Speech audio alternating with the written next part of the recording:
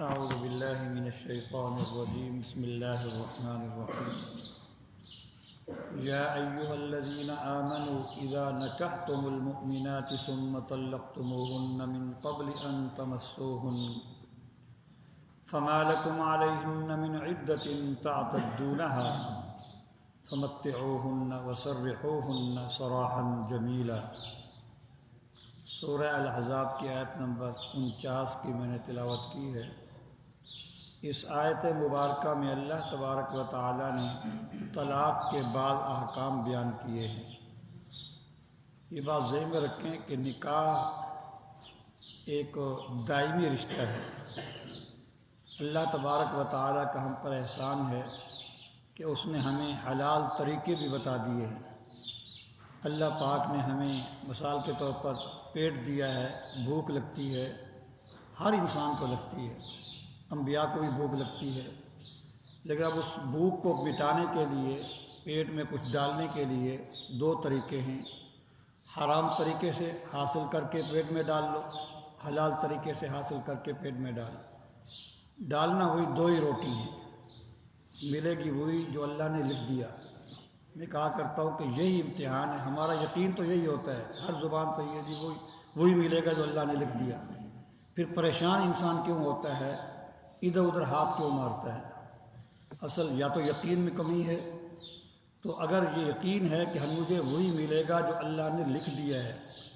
دیر سویر ہو جاتی ہے، اب اللہ نے وہ چیز جو لکھ دی ہے وہ سامنے رکھی ہوئی ہے، اب آپ کی مرضی ہے ادھر سے اٹھائیں یا ادھر سے اٹھائیں۔ یہی انسان کا امتحان ہے، اب وہ کدھر سے لیتا ہے، ملے گا وہی جو لکھ دیا ہے۔ تو بعض لوگ جلد باز ہوتے ہیں یا یقین کی کمی ہوتی ہے، وہ صبر نہیں کر سکتے اور وہ دوسرا راستہ اختیار کر لیتے ہیں، حالانکہ ملے گا وہی جو ہے۔ اسی طرح اللہ پاک نے ہر انسان کے اندر شہوت بھی رکھ دی ہے، شہوت بھی رکھ دی ہے، انبیاء کے اندر بھی رکھی ہے شہوت، لیکن اس کے بھی دو طریقے ہیں۔ ایک حلال طریقہ ہے اپنی شہوت پوری کرنے کا، جس کو نکاح کہتے ہیں، اپنی بیوی سے یا اپنی شرعی باندی جو ہوتی ہے اس سے اپنی خواہش پوری کرنا۔ ایک حرام طریقہ ہے جس کو زنا کہتے ہیں۔ یہ ایک امتحان ہے انسان کا۔ تو یہ نکاح جو ہے انسان کی خواہش کو پورا کرنے کا ایک حلال طریقہ ہے، اور یہ انتہائی محبوب طریقہ ہے، پسندیدہ طریقہ ہے، لیکن نکاح ایک دائمی رشتہ اور جوڑ ہے۔ اگر کوئی انسان اس نیت سے کرے، چند دن کی نیت سے کرے، تو اس نے نکاح کا معنی ہی نہیں سمجھا۔ نکاح تو ایک دائمی عمل ہے، دائمی رشتہ ہے۔ چند دن کے لیے نکاح کرنا یہ نکاح نہیں ہوتا، یہ زنا ہوتا ہے، جس کو متع کہتے ہیں۔ یہ زنا ہوتا ہے، نکاح موقت ہوتا ہے، یہ حرام ہے۔ انسان جب بھی نکاح کرے تو وہ دائمی نیت سے کرے کہ ہم نے تو ہمیشہ پوری زندگی نبھا کرنا ہے۔ محسنین غیر مصافحین، نکاح کی مقصد یہ بتایا ہے کہ مقصد عفت اور پاک دامنی ہو، صرف شہوت رانی مقصد نہ ہو۔ شہوت رانی کا مقصد ہونا یہ تو زنا کے اندر ہوتا ہے، وقتی خواہش پوری کر لی۔ اس کا مقصد اپنے آپ کو اور عورت کو پاک اور دامن رکھنا ہے، اور پھر اپنی اولاد نسل کو چلانا ہے، کیونکہ یہ نکاح انسان کی ضرورت ہے، اس وجہ سے کہ انسان کو پتہ ہے کہ میں بوڑھا ہو گیا تو کمزور ہو جاؤں گا، پھر میری خدمت کون کرے گا؟ اولاد ہوگی تو کرے گی، اس لیے انسان نکاح کرتا ہے۔ اور اس لیے بھی نکاح کرتا ہے کہ میرا کوئی وارث بھی ہونا چاہیے، جانشین بھی ہونا چاہیے، تاکہ میں اس دنیا سے چلا جاؤں تو میرے پاس میرا جانشین ہو، وارث ہو۔ تو یہ مقصد ہونا چاہیے، محض شہوت رانی مقصد نہیں ہونا چاہیے۔ محض شہوت رانی یہ بالکل ناپسندیدہ ہے، اور یہ حرام ہے، اور یہ متع اور نکاح موقت کی شکلیں ہیں جو حرام ہیں۔ تو بہر نکاح ایک دائمی رشتہ اور جوڑ ہے، اور اللہ یہی چاہتے ہیں کہ انسان جو نکاح کرے اس کو پھر نبھا کرنے کی کوشش کرے۔ لیکن بعض اوقات ایسے حالات پیدا ہو جاتے ہیں کہ نبھا مشکل ہو جاتا ہے، تو ایسے وقت کے لیے شریعت نے طلاق کی اجازت دی ہے۔ یہ اجازت دی ہے، لیکن ابغض المباحات کہا گیا ہے کہ پسندیدہ عمل نہیں ہے۔ کوشش کرو جہاں تک ہو سکے نبھا ہو سکے، کوشش کرو۔ ہاں کوئی ایسی حرکت عورت سے ہو جائے، کوئی ایسا مسئلہ پیدا ہو جائے تو پھر انسان مجبور ہو جاتا ہے، لیکن چھوٹی موٹی باتوں پر جو ہے وہ محسوس بھی نہیں کرنا چاہیے۔ بلکہ جہاں بھی کوئی طلاق کی نوبت آتی ہے تو میں تو کہتا ہوں مرد کا قصور ہے۔ اس کی وجہ یہ ہے کہ چھوٹی موٹی باتوں میں اللہ پاک نے طلاق کا اختیار مرد کو اسی لیے دیا ہے کہ مرد کے اندر تحمل اور برداشت زیادہ ہوتا ہے، عورت کے اندر جذباتیت زیادہ ہوتی ہے، اس لیے اللہ پاک نے عورت کے اختیار میں طلاق نہیں رکھا، اس کے ہاتھ میں نہیں دی، کیونکہ وہ جذباتی ہے، فوراً وہ حرکت کر بیٹھے گی اور طلاق دے بیٹھے گی۔ اور مرد کے اندر اللہ پاک نے تحمل اور برداشت بدرجہ اتم رکھا ہے، اس لیے اگر کہیں توڑ پیدا ہوتا ہے تو اس نے اپنے تحمل اور برداشت کا صحیح استعمال نہیں کیا، اس لیے عام طور پر مرد ہی کا قصور ہوتا ہے۔ اس لیے اس کو دائمی رکھنا چاہیے نکاح کو، اور کوشش کرنی چاہیے کہ طلاق نہ ہو۔ البتہ انتہائی مجبوری کی حالت میں شریعت نے طلاق کا مرد کو اختیار ضرور دیا ہے۔ پھر طلاق کی مختلف قسمیں ہیں۔ ایک طلاق رجعی ہے کہ انسان ایک طلاق دے دے لفظ طلاق کے ذریعے سے، وہ مقصد اس کا یہ ہو تاکہ یہ سنبھل جائے، اس کو تنبیہ ہو جائے، اپنی جو جس کی غلطیاں ہیں اس سے باز آ جائے۔ اس کا فائدہ یہ ہوتا ہے کہ پھر اس کو جو ہے رجوع کرنے کا اختیار حاصل ہوتا ہے، عدت کے اندر وہ رجوع کر سکتا ہے، اور اس کے لیے عورت کی اجازت اور اس کی خواہش اور اس کی رضامندی کی ضرورت بھی نہیں ہوتی، مرد جب چاہے رجوع کر لے، لیکن عدت کے اندر اسی عدت کا اس آیت کے اندر بیان ہے۔ اور ایک طلاق بائنہ ہوتی ہے کہ ایسے کنائی الفاظ سے طلاق دے دی تو اس سے طلاق بائنہ ہو جاتی ہے، پھر رجوع کا حق ختم ہو جاتا ہے، عدت یہاں بھی ہوتی ہے۔ اور ایک طلاق مغلظہ ہوتی ہے، 3 طلاقیں دے دینا، چاہے 3 طہروں میں دے، یعنی کہ پاکی جب عورت کی ہوتی ہے اس کو طہر کہتے ہیں، ایک مینسز کے ایام ہوتے ہیں اس کو حیض کہتے ہیں، تو طلاق کی سنت یہی ہوتی ہے کہ پاکی کے زمانے میں دے، مینسز کے زمانے میں نہ دے، وگرنہ عدت کے مسائل مزید وہ پیچیدہ ہو جائیں گے۔ تو ایک طہر میں ایک طلاق دی، بس اسی پر بس کرے، تاکہ عدت کے اندر بھی ایک دوسرے کو سمجھ سکیں، اور رجوع کرنا چاہے تو رجوع کر سکے۔ اور عدت کے بعد بھی بہت سارے ہم نے ایسے خاندان دیکھے کہ عدت تو گزر گئی، رجوع نہیں کیا، لیکن بعد میں دونوں کو شرمندگی ہوئی، پشیمانی ہوئی، تو پھر کسی اور پریشانی کے بجائے آپس میں دوبارہ نکاح بھی ہو سکتا ہے۔ بعض اوقات ایسا بھی ہوتا ہے، غلط فہمیاں پیدا ہو جاتی ہیں، بعد میں احساس ہوتا ہے۔ ابھی پچھلے دنوں بھاولپور میں ایسا مسئلہ ہوا تو بہت سمجھایا، لیکن وہ غلط فہمی تھی خاوند کو، بس پھر بعد میں اس کو احساس ہوا کہ واقعی تو میری غلط فہمی تھی، لیکن اس نے ساتھیوں کے مشورے صرف ایک ہی طلاق دی ہوئی تھی رجعی، تو بعد میں 2 سال بعد بھی نکاح ہو گیا، کیونکہ اس نے ایک ہی طلاق دی تھی۔ اس لیے طلاق مغلظہ تینوں طلاقیں ایک وقت میں دے دے، ایک طہر میں دے دے، ایک زبان سے دے دے، ایک کلمے سے دے دے، یا 3 طہروں میں ایک ایک کر کے دے دے۔ جب 3 دے دی اب وہ اس کے لیے ہمیشہ کے لیے حرام ہو گئی، اب واپسی کی کوئی گنجائش باقی نہیں رہتی۔ یہ بعض اوقات تو وکلاء بھی بڑی عجیب حرکتیں کرتے ہیں، جو انہوں نے اسٹامپ لکھوایا ہوتے ہیں وہ 3 طلاقوں کے لکھوائے ہوتے ہیں، بجائے اس کے کہ معاملے کو سلجھائیں، وہ ایسے دکانداری بنائی ہوئی ہے، مسائل سے ناواقف جاہل ہوتے ہیں، وہ 3 طلاقوں کا اسٹامپ لکھا ہوا پڑا ہوتا ہے، اسی پر سائن لے لیتے ہیں اور جمع کرا دیتے ہیں، اس کا پھر کوئی حل نہیں ہوتا۔ سمجھدار وکیل بھی ہوتے ہیں، وہ سمجھاتے بھی ہیں پہلے بھئی چھوڑو اس چیز کو، طلاق نہ دو، پھر انہوں نے ایک طلاق کا فارم تیار کیا ہوتا ہے، پھر وہ اس کو تاکہ تنبیہ ہو جائے عورت کو۔ تو بہرحال جب 3 طلاقیں ہو جائیں تو پھر وہ مغلظہ ہو جاتی ہے، ہمیشہ کے لیے حرام۔ پھر طلاق ہو جانے کے بعد اور مر جانے کے بعد عورت پر عدت واجب ہو جاتی ہے، جس کا اس آیت کے اندر ذکر ہے۔ اگر اس عورت کو مینسز آتے ہیں تو اس کی عدت 3 طہر ہے، 3 طہر یعنی 3 حیض ہے، 3 مینسز، ایک مینسز آ گیا، پھر دوسرا مینسز آ گیا، پھر تیسرے مینسز آ گئے، اس سے اس کی عدت پوری ہو جائے گی۔ اور بعض اوقات عورت ایسی ہوتی ہے کہ بڑی ہونے کی وجہ سے، یعنی کہ زیادہ عمر ہونے کی وجہ سے اس کو مینسز نہیں آتے، اس کو عائسہ کہتے ہیں۔ بعض اوقات چھوٹی ہونے کی وجہ سے بھی نکاح جلدی کر دیتے ہیں، تو چھوٹی ہونے کی وجہ سے بھی بعض اوقات مینسز نہیں آتے، تو دونوں صورتوں میں اس کی عدت، کیونکہ مینسز تو ہے نہیں، اصل تو 3 قروء 3 حیض آنے چاہیے، لیکن جس کو حیض آتا ہی نہیں ہے تو اس کے لیے جو بشرطے کہ وہ حاملہ بھی نہ ہو، کیونکہ حاملہ ہوگی تو پھر اس کی عدت کچھ اور ہوگی۔ تو مینسز اس کو نہیں آ رہے، اس کو طلاق ہو گئی ہے، تو اس کی عدت جو ہے وہ 3 مہینے ہوتا ہے، گویا کہ 1 مہینہ ایک مینسز کے قائم مقام ہے،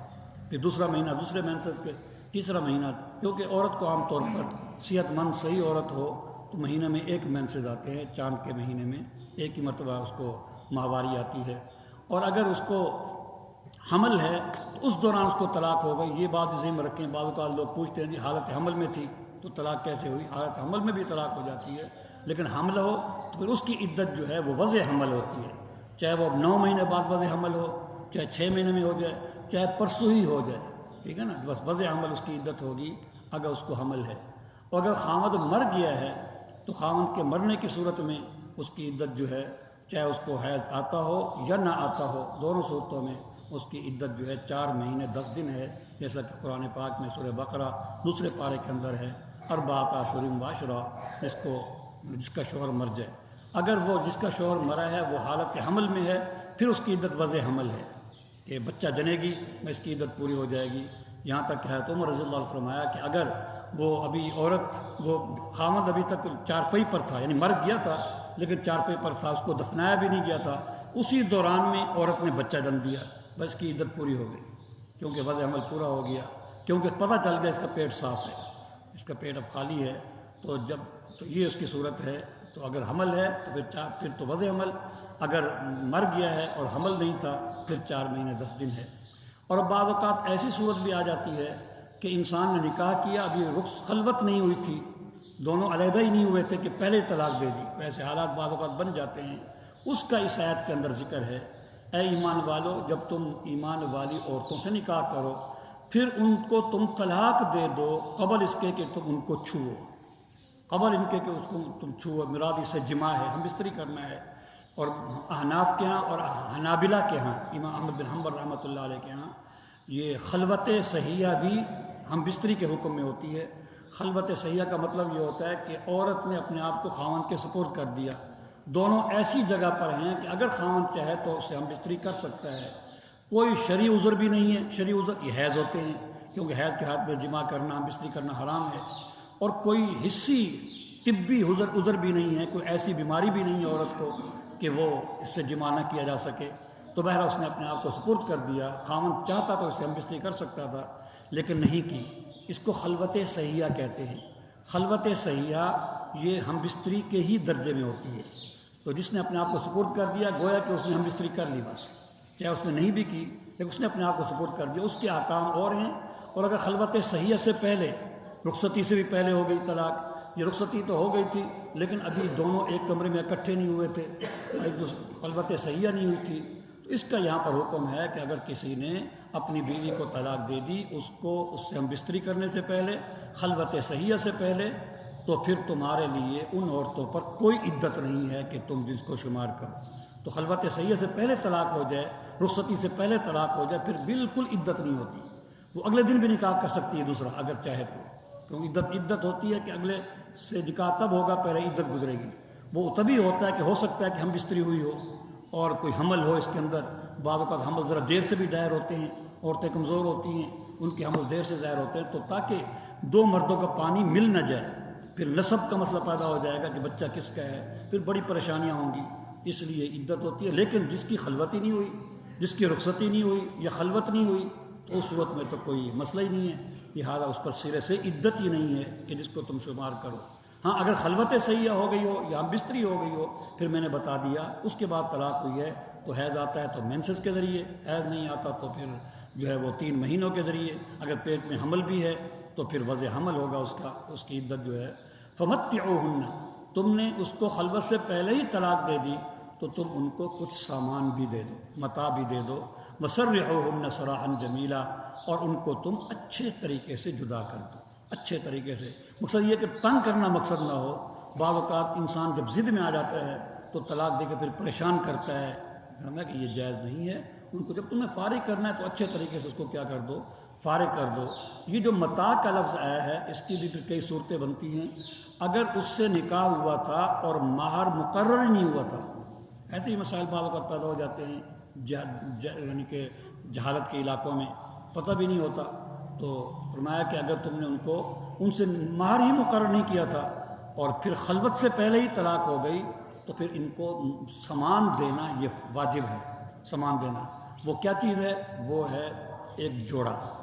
جوڑا ہوگا جس کے 3 کپڑے ہوں گے، بڑی چادر سر سے لے کر پاؤں تک جو اس کو پوری اچھی طرح عورت کو ڈھانپ لے، اور ایک کرتا ہوگا بڑا سارا، اور ایک دوپٹہ ہوگا، اس کو متاع کہتے ہیں۔ یہ واجب ہوگا اگر تم نے اس کا مہر مقرر بھی نہیں کیا اور خلوت سے پہلے ہی طلاق ہو گئی۔ اگر مہر مقرر نہیں کیا تھا لیکن ہم بستری ہو گئی اور پھر اس کے بعد جو ہے، پھر اس کے بعد طلاق ہوئی ہے، پھر مہر مثلی ہوتا ہے۔ مہر مثلی کا مطلب یہ ہوتا ہے کہ اس کے خاندان کی، اس کی چچا کی اور پھپھی کی، ددیال کی طرف سے پھپھی کی بیٹیاں ہوں گی اس کی عمر کی، اس کے حسن و جمال کی، اور اس طرح چچا کی بیٹیاں ہوں گی اس کی عمر کی ہوں گی، اس کے حسن و جمال کی ہوں گی، ان کا جو مہر مقرر ہوا تھا وہ اس کا مہر ہوگا۔ اگرچہ طے تو نہیں ہوا تھا لیکن اب وہی اس کا مہر ہوگا، اس کو مہر مثلی کہتے ہیں۔ اور اگر مہر مقرر ہو گیا تھا پھر اس کے بعد جو ہے ہم بستری ہوئی، ہم بستری کے بعد پھر اس کو طلاق دی گئی، اس صورت میں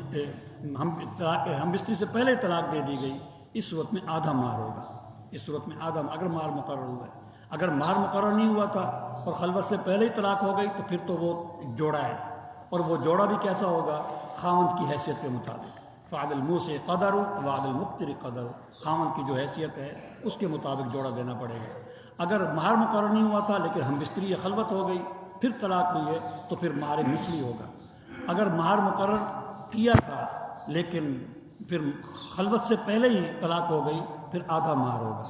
اگر مہر مقرر کیا تھا اور پھر ہم بستری بھی ہو گئی پھر طلاق ہو گئی تو پھر پورا مہر ہوگا جو طے ہوا تھا، جو لکھا گیا تھا۔ اسی کو فرمایا فمتعوہن، جب تم نے ان کو طلاق دے دی ہے ان سے ہم بستری کرنے سے پہلے، خلوت سے پہلے، تو پھر تو سرے سے ان پر کوئی عدت ہی نہیں ہے کہ جس کو تم شمار کرو۔ فمتعوہن، اس صورت میں تم ان کو ایک جوڑا دے دو، متاع دے دو اور ان کو اچھے طریقے